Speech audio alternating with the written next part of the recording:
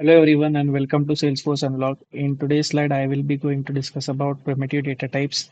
So now that we have understood Apex syntax and structure, let's learn about the primitive data types. So Apex provides several built-in primitive data types that we'll use in almost every program. So first understand what primitive data type is.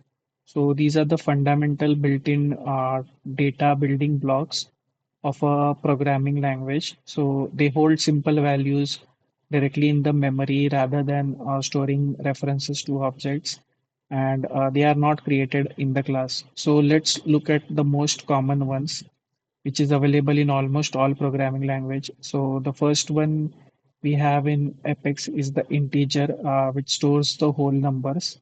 So it can be declared using an integer keyword in Salesforce. Then comes a long data type, which stores larger whole numbers than an integer. So it can be declared using the long keyword. Then comes the double data type, which stores the decimal numbers using floating point precision. Like we can store a percentage value like 95.75 in a double data type. It is declared using double keyword.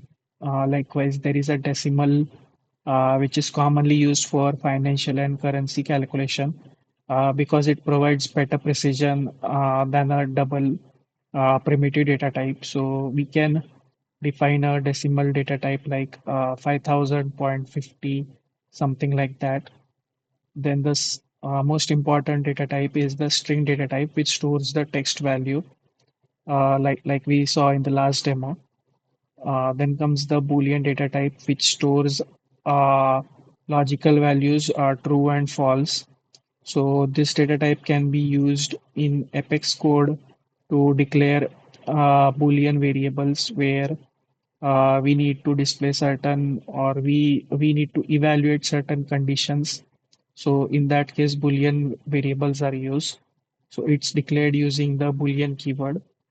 Then comes the date and date time data type. So the date stores only the date portion of a date. So and the date time stores both the date and the time information. So in this way, date and date time can be used in Salesforce. Both of the data types have certain functions which can be used in Apex code.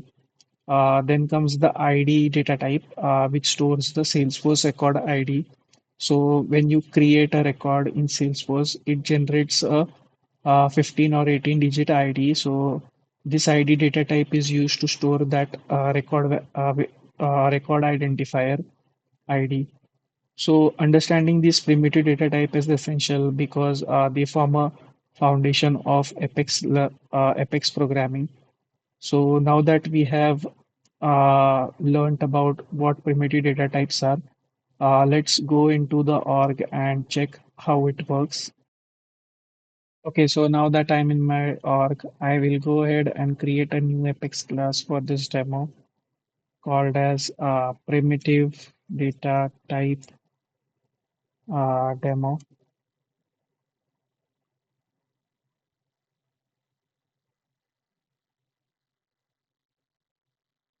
Okay, so now that our new class has been created, I will go ahead and start writing the code to showcase all the primitive data types. So first of all, in the list, we have integer data type. So first I will create a method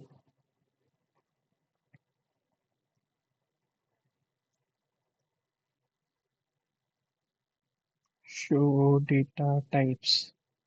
So this method will particularly showcase all the data types which we have covered. So the first one in the list we covered is the integer data type, which shows number data. So it is declared using integer keyword. Then we saw the long data type, which stores more more data than an integer. So you can store long integer variables, long integer values in the long data type primitive variables. Then comes the double data type, which we can be used for storing the floating point precision variable. So I will store a percentage value like 95.56, something like this. Then comes decimal, which is more precise than a double.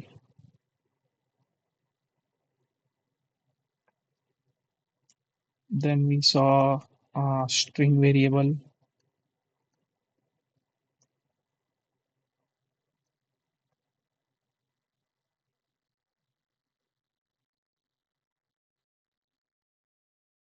Then we saw Boolean variable, which can be used to store either true, false values. So in Salesforce, you can declare Boolean using a Boolean keyword with true, false value. For now, I will keep it as true. Then we saw our date variable, which stores the date part or the date information. So every date class will have certain methods. So you can check these methods in Salesforce documentation. Likewise, there is a date time primitive data type which stores the date and time information. Uh, so this also have certain methods which can be used. So likewise, the documentation is available for them. Then we saw the ID variable, which is a 15 or 18 digit ID which we can provide. So for this demo, I will go ahead and provide a dummy ID. Let's say account record is inserted and this is the dummy ID for that account. And now I will go ahead and simply print the variables which I have declared.